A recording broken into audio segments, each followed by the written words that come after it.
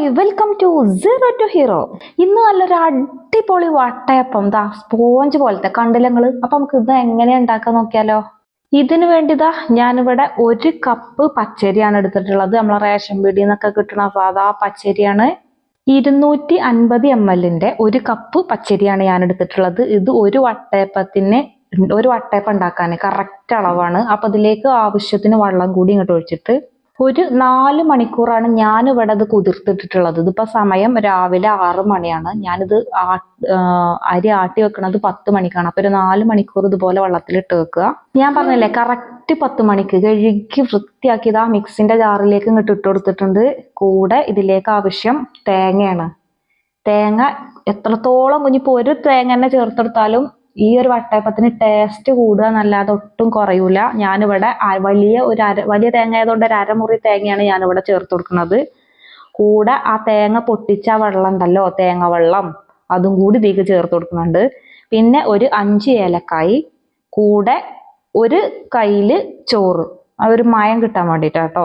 പിന്നെ ഒരു പിഞ്ച് അളവിൽ ഈസ്റ്റും, കുറച്ചിട്ടിട്ടുള്ള ഈസ്റ്റ് നിങ്ങൾ കാണുന്നുണ്ടല്ലോ. പിന്നെ ഒരു കയ്യില് പഞ്ചസാര. ഇനി മധുരം നല്ലോണം വേണ്ടവരാണെന്നുണ്ടെങ്കിൽ 2 കയ്യില് പഞ്ചസാര ഇടുക.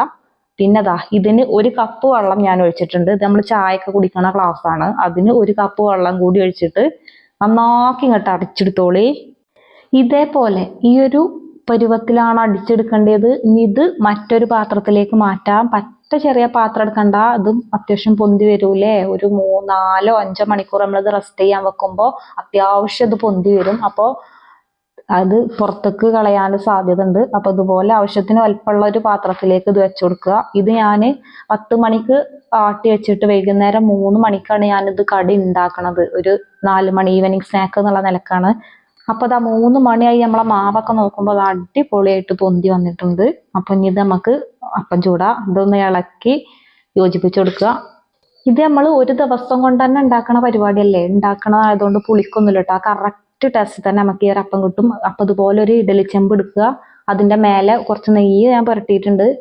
ഒരു പാത്രം വെച്ചു കൊടുക്കുക. ഇങ്ങനത്തെ പരന്ന പാത്രമായിട്ട് വെക്കേണ്ടത്. അതിലേക്ക് ഈ മാവ് കംപ്ലീറ്റ് ഇങ്ങോട്ട് ഒഴിച്ചു കൊടുക്കുക. കണ്ടത് നിറഞ്ഞു നിൽക്കണില്ല. ഇനി ഇത് വെന്ത് വരുമ്പോൾ ആ പാത്രം നിറഞ്ഞിങ്ങോട്ട് നിൽക്കും. അപ്പോൾ ഈ ഇത്രേ ഒഴിച്ചു കൊടുക്കാൻ പറ്റും. അത് ഫുള്ളായിട്ട് ഒഴിക്കാൻ പറഞ്ഞില്ല. അതിൽ കറക്റ്റ് ഒരു വട്ടയപ്പം ചുടാനുള്ള മാവാണ് ഞാൻ ആദ്യം പറഞ്ഞല്ലോ. അപ്പൊ ഇത് ഒരു അരമണിക്കൂറിന് ശേഷം നന്നായി വെന്ത് വന്നിട്ടുണ്ട്. ഇതുപോലെ ഒരു സ്പൂൺ എടുത്തുങ്ങാണ്ട് ഇങ്ങനെ സ്പൂണിന്റെ ബാക്ക് കൊണ്ട് ഇങ്ങനെ കുത്തി നോക്കിയാൽ ആ സ്പൂണുമ്മിൽ വേസ്റ്റ് അതിന്റെ ഇതൊന്നും പോന്നിട്ടില്ലെങ്കിൽ വെന്തു എന്നാണ് അർത്ഥം. നല്ലോണം വെന്ത് കെട്ടിയിട്ടുണ്ട്.